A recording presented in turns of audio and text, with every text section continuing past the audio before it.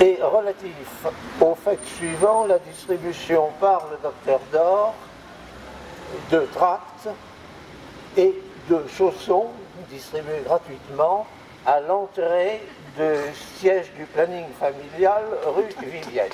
Bravo. Alors,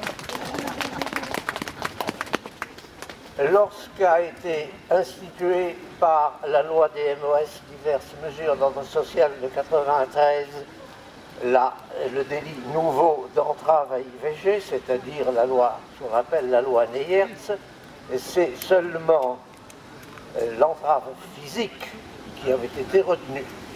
La jurisprudence avait été assez loin, puisque le tribunal du Mans, où j'avais perdu, confirmé par la cour d'Angers, où j'avais également perdu, avait jugé que la vision de personnes en prière constituait un fait et qui empêchait d'avancer par le choc que cela présentait. Mais enfin, on en était resté à l'aspect, disons, physique de la prière. Bon.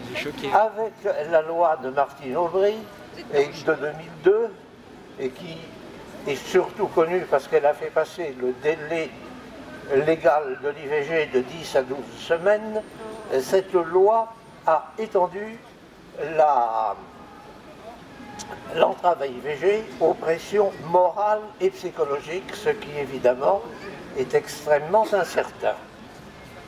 N'a pas été retenu des pressions religieuses, et c'est pourquoi devant le siège de planning rue Vivienne, il n'est pas incriminé à l'encontre du docteur Dor d'avoir distribué des médailles miraculeuses, c'est un fait, mais qui n'est pas retenu par le parquet poursuivant dès l'instant que les pressions religieuses n'entrent pas dans le cadre de la loi Aubry. Alors, c'est la deuxième fois qu'une personne est poursuivie pour entrave à IVG par pression morale et psychologique.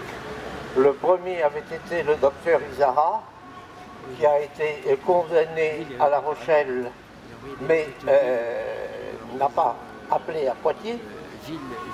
Et le même avait été condamné à Périgueux sans avocat d'ailleurs, et j'ai obtenu sa relaxe à la Cour de Bordeaux.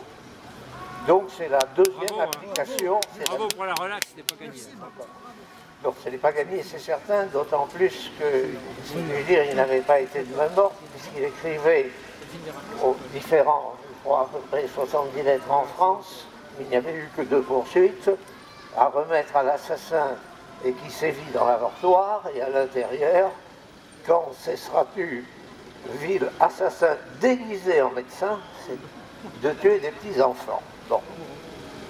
La relaxe, d'ailleurs, à la 3e cour de Bordeaux, a eu lieu très curieusement, a été prononcée un vendredi après-midi, qui était le vendredi saint, et à la 3e chambre, qui comporte toujours le triptyque dans lequel, au centre, il y a un Christ en croix.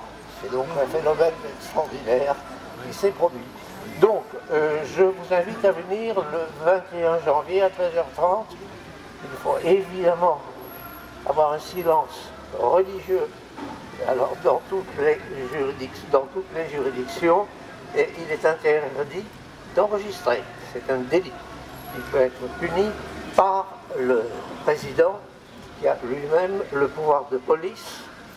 Bon, la 31e siège au plateau correctionnel inférieur, c'est-à-dire au niveau du trottoir, mais il faut passer par le premier étage pour atteindre ce niveau. Voilà les quelques informations que je voulais vous donner.